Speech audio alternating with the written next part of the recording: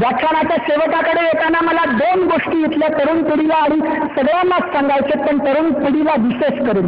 माझं अख्खं व्याख्यान विसरलाच तरी माझी हरकत नाही, पण आता ज्या मी 2 गोष्टी सांगणार आहे त्या जर जमल्या तर नक्की लक्षात ठेवा आणि त्या पद्धतीनं काही करता आलं तर पहा. एक,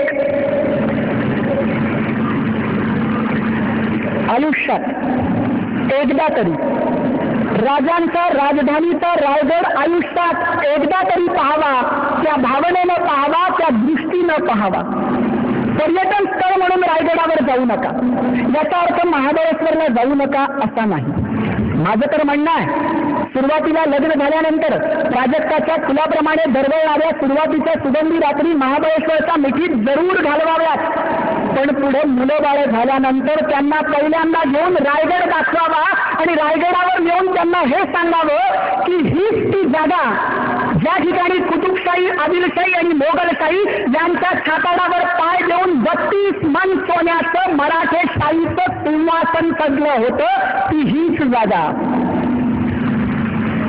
हीच ती जागा ज्या ठिकाणी क्षत्रिय कुलावतंस, राजाधिराज, प्रौढ प्रताप पुरंदर सिंहासनाधीश्वर राजा शिवछत्रपतीची जय अशी आरोळी उठली होती. आणि ज्या आरोळीनं रायगड तर मोहरून निघाला होताच, पण दूर तिकडे 37 सख्या नातलगांच्या रक्तानं माखलेलं औरंगजेबाचं सिंहासन थरारलं होतं. आणि त्याच वेळेस महाराष्ट्रातल्या झोपडीतल्या गरीब मायला असं वाटत होतं की जिजाऊचं लेकरू नाही तर आपलं लेकरू राजा होत आहे.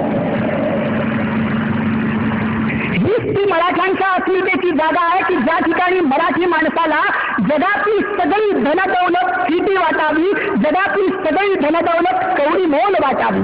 एक कवी कवितेत म्हणतो, रायगडावर खडे पसरले शिवरायांच्या पायी, हीच आम्हाला हिरे माणके दुसरी दौलत नाही. या खऱ्या दौलतीचा साक्षात्कार बापानं मुलाला रायगडावर करून द्यावा. मग चमत्कार बघा. शेती, वाडी, जमीन, जुमला, बंगला, गाडी, नोकर, चाकर यासाठी मग आपापसात भांडणारी, किंवा आई बोलली, वडील रागावले, परीक्षेत मार्क कमी पडले म्हणून आत्महत्या करून स्वतःचा स्वस्तात जीव गमावणाऱ्या पोरांपेक्षा वेळ आलीच का देव, देश आणि धर्म यासाठी जिंदगी न्यौछावर करून देणारी पिढी तयार होईल. कितीतरी देशाचा आधारस्तंभ असेल. ज्या रायगडाबद्दल इंग्रज वकील निकलसन असं म्हटलं होतं की रायगडावर जर भरपूर अन्न असेल तर अपुऱ्या शिबंदीविषयी सुद्धा हा रायगड अख्ख्या जगाविरुद्ध लढेल. एवढी ताकद त्या रायगडाच्या मातीत आहे. फक्त प्रश्न एवढाच आहे की आम्ही त्या भावनेला जातो का, आम्ही त्या श्रद्धेला जातो का.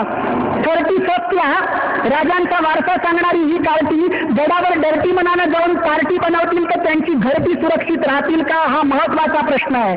जो रायगड जगाच्या विरुद्ध लढण्यासाठी समर्थ आहे तोच रायगड जेव्हा 31 डिसेंबरला स्वतःचा तोल सांभाळण्यास देखील असमर्थ असलेल्या राजांच्या वारसदारांना पाहतो, त्यावेळेस त्या रायगडाला काय वाटत असेल.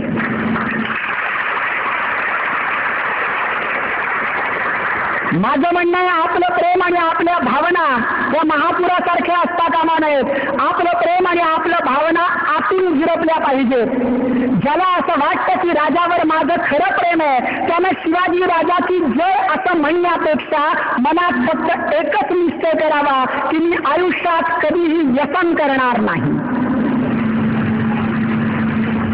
व्यसनाधीनता सोडवण्यासाठी जो भोंदूगिरीचा बाजार केला जातो त्या पाठीमध्ये वेगळं काही नसतं. काहीतरी अंगाला दिला, व्यसन सुटलं का, तर आपल्याला वाटतं आता व्यसन सुटेल. मला म्हणायचं, राजाचा एवढा मोठा इतिहास ही मानसिकता का निर्माण करू शकत नाही. मनानं जर असा विचार केला, अरे ज्या राजावर माझं प्रेम आहे, प्रत्येक मराठी माणसाला राजावर प्रेम आहे, फक्त आपल्या मनाला असं वळवायचं की ज्या राजावर माझं प्रेम आहे तो राजा जर त्या बेधुंदीत आणि मद्याच्या नशेत त्या काळात राहिला असता तर माझा महाराष्ट्र सुरक्षित राहिला असता का. राजावर जर माझं खरं प्रेम असेल तर आजपासून मी व्यसन करणार नाही. व्यसन करत नसेल तर मी निश्चय करणार आहे की आयुष्यात कधीच व्यसनाच्या वाटेला जाणार नाही. देखणे ते हात जयांना निर्मितीचे डोळे सुंदराने गंगलेले मंगलाचे सोहळे आणि असे मंगलाचे सोहळे निर्माण करण्यासाठी माझे हात झटतील, कारण मी राजांचा वारसदार आहे. केवळ फक्त शिवाजी महाराज की जय म्हणून माझी जबाबदारी संपत नाही. शिवाजी महाराजांच्या प्रतिमेला पुष्पहार अर्पण करून माझी जबाबदारी संपत नाही. त्याच्या चरित्रातला एक विचार तरी मी माझ्या हृदयात उतरवून कृतीत आणला तर माझी जबाबदारी पूर्ण झाली असं म्हणता येईल. हा माझा एक तुम्हाला सांगणं आहे. आणि दुसरं सांगणं, आपण एखादा व्यवसाय सुरू करतो. तुम्ही राजकारणात असाल, समाजकारणात असाल, शैक्षणिक क्षेत्रात असाल, सांस्कृतिक क्षेत्रात असाल, एखादी गोष्ट तरुणपणात तुम्ही मोठ्या उमेदीनं करत जाता, एक पाऊल टाकता, तुम्हाला यश मिळत जातं, समाजाचा पाठिंबा मिळतो आणि आता तुम्ही अशा टोकावर येता की एक पाय ठेवला की तुम्ही यशाच्या सर्वोच्च शिखरावर असाल, पण त्याच वेळेस नियती दगा देते आणि तुमचं अख्खं यश सत्याचा बंगला कोसळावा त्याप्रमाणे कोसळतं, थोडीच मिळतं.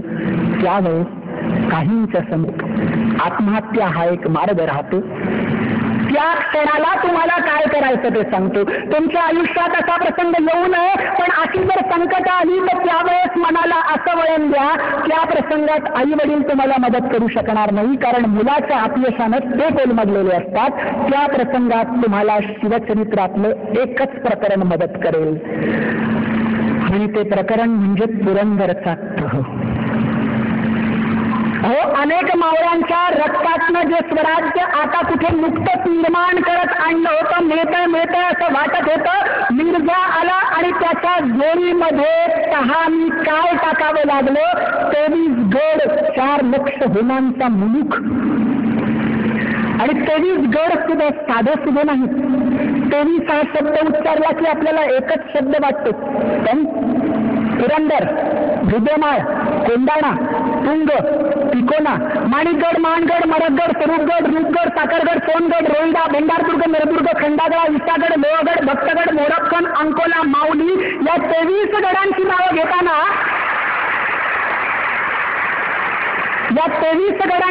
घेताना मला दम लागला, पण राजांनी ते एका दमात मिळवले होते आणि मिर्झाच्या झोळीत टाकले.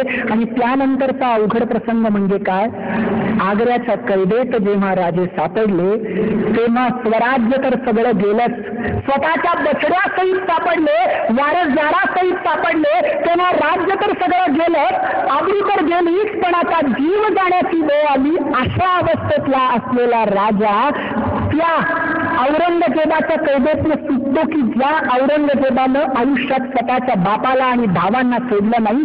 5,000 सैन्य बाजूला आहे, तोफा रोखलेल्या आहेत आणि असं असताना 500 कोस दूर आहे स्वतःच्या राज्यापासून. आणि अशा अवस्थेतनं बुद्धिमत्तेतनं राजा बाहेर पडतो. आणि कोणती बुद्धिमत्ता हो, तो फुलाद खानचे नंतर वाक्य राजा पळून गेल्यानंतर औरंगजेबाला सांगतो, हुजूर माझी काही चुकी नाही. राजा कोठडीत होता, वरचेवर पाहत असता राजा अचानक गायब झाला, जमिनीत दिसला, हवेत गेला की आकाशात गेला हे न कळे, काय हुल्लर झाला माहीत नाही, पण देखता नाहीसा झाला. तो राजा की जो त्या अवस्थेला होता त्या अवस्थेतनं तो बाहेर पडलाय. आणि त्यानंतर 300 साड्या, विजयनगर सारखी साम्राज्य सामान्य धक्क्यानं धुळीस मिळाली हा इतिहास असताना पुरंदरच्या तहानं धुळीस मिळालेला राज्य त्याच धुळीतून उठून त्याला सुवर्णकलश राजानं दिला. ही किती मोठी प्रेरणा आहे. यापेक्षा वेगळी प्रेरणा जगातली कोणती असू शकेल. आपल्या आयुष्यात आलेल्या कुठल्याही संकटाला या राजांच्या संकटासमोर धरावं आणि तुलना करावी की राजांच्या आयुष्यातलं हे संकट आणि माझ्या आयुष्यातलं हे संकट, आपलं संकट किती फिटं वाटायला लागेल आणि जगण्याची एक प्रेरणा मिळेल.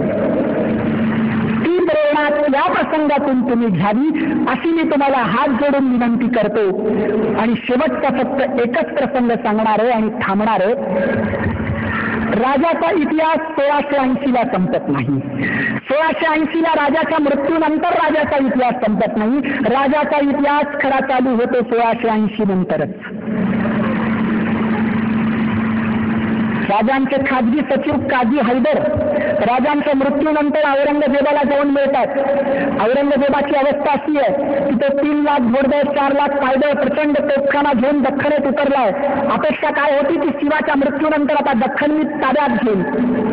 पण त्याला कळतं की दख्खन ताब्यात येत नाही, मराठेशाही ताब्यात येत नाही, जातो कुतुबशाही नष्ट करतो, विजापूरची आदिलशाही नष्ट करतो, परत मराठ्यांवर चालायला येतो. त्याला असं वाटतं की संभाच्या मृत्यूनंतर ताब्यात येईल, पण संभाजीराजांच्या मृत्यूनंतरही त्याच्या ताब्यात मराठी राज्य येत नाही. तेव्हा तो काझी हैदरांना औरंगजेब विचारतोय छावणीत असताना, काझी मला एक स्पष्ट सांगा, मला असं वाटलं होतं शिवाच्या मृत्यूनंतर मराठीशाही जिंकेल, निदान संभाच्या मृत्यूनंतर तरी मराठेशाही जिंकेल असं वाटलं होतं, पण मला आश्चर्य वाटतं राजा नाही, राज्य नाही, राजधानी नाही, तोफखाना नाही, सैन्य नाही, तरी हे मराठी लढतातच कसे?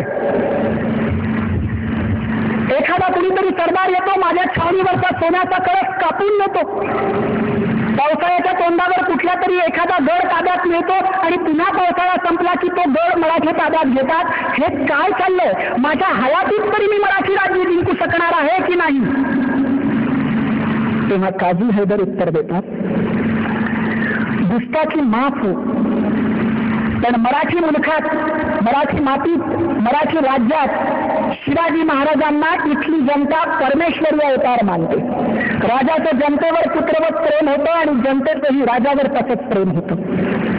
त्यामुळे लक्षात ठेवा, जोपर्यंत शिवाजी महाराजांची आठवण इथल्या जनतेला आहे तोपर्यंत घराघरातून सैनिक तयार होतील आणि तोपर्यंत तुम्हाला मराठी राज्य जिंकता येणं अशक्यच नाही तर अवघड आहे. आणि काझी हैदरनं दिलेलं उत्तर तंतोतंत खरं ठरलं. 20 फेब्रुवारी 1707 89 वर्ष जगलेला, 25 वर्ष दख्खनेत राहिलेला, की ज्यानं मनात उर्मी बाळगली होती मराठेशाही चिरवून टाकील, त्या औरंगजेबाची कबर याच मातीत खणावी लागते, पण त्याला मराठी राज्य जिंकता येत नाही. म्हणून म्हटलं राजाचा खरा इतिहास चालू होतो तो 1680 नंतर. 1680 नंतर 25 वर्ष जे मराठ्यांचं स्वातंत्र्य युद्ध म्हणून लढलं गेलं, ते युद्ध कोण लढत होतं? लढत होतं शिवाजीची प्रेरणा लढत होती. 25 वर्ष शिवाजीची प्रेरणा लढत होती आणि आज 350-350 वर्ष उलटून गेले, तरी सुद्धा तीच प्रेरणा जीवनाला धार देईल, जीवनाला तत्वज्ञान देईल, जीवनाला धैर्य देईल, स्वाभिमान देईल, अभिमान देईल आणि संकटांच्या विरोधी लढण्याची ताकद देईल. तीच प्रेरणा देत राहील पुढच्या लाखो पिढ्यांसाठी. शेवटी एकच सांगतो, शिवरायांचे 8वावे रूप, शिवरायांचा 8वावा प्रताप, शिवरायांचा 8वावा साक्षेत भूमंडळी, शिवरायांचे कैसे बोलणे, शिवरायांचे कैसे चालणे, शिवरायांचे सलगी देणे कैसी असे. मगाशी राजेंद्र दादांबरोबर बोलतानाही त्यांनी एक सांगितलं की राजांवर आपल्याकडे पुस्तकं नाही आहेत, फार कमी पुस्तकं लिहिली गेली. तर राजा जितका मोठा होता त्या मानानं पुस्तकांची संख्या कमी आहे. माझाही एक पुस्तक लिहिण्याचा विचार आहे. माझा फोन नंबर मी तुमच्याकडे अशासाठी देऊन ठेवणार आहे की राजाचं आयुष्यात इतकं आहे की राजाच्या आयुष्यात अनेक गोष्टी आहेत की ज्या अजून इतिहासाला समोर आल्या नसतील. कुणाच्या घरी पूर्वज वंशांकडनं असलेली काही कागदपत्र असतील, त्यांच्याकडे काही पुरावे असतील, तर त्यासाठी तुमच्याशी संवाद साधता यावा. माझ्या भाषणात काही त्रुटी असतील, माझ्या ज्ञानात काही त्रुटी असतील, मी काही अपुरा पडलो असेल, काही गोष्टी तुम्हाला आवडल्या असतील. व्याख्यानानंतर मला सगळ्यांशीच बोलता येणार नाही, पण मोबाईलवर मला राजांबद्दल जर तुम्ही बोललात तर मलाही आनंद होईल आणि मला तुमच्यासाठी वेळ देतोय असं कधीच वाटणार नाही. मी माझ्यासाठी वेळ देतोय असंच मला वाटेल. कारण असं म्हणतात, 1 रुपया मी जर तुम्हाला दिला आणि तुम्ही मला दिलात तर दोघांकडेही 1-1 रुपयाच राहील. पण एक विचार मी तुम्हाला दिला, तुम्ही 1 विचार मला दिलात तर 2-2 विचार आपल्या दोघांकडेही होतील. आणि म्हणून फक्त माझा नंबर देतोय. माझा नंबर आहे 9822 650 280. 9822 चा आयडियाचाच आहे. 9822 650 280. धन्यवाद.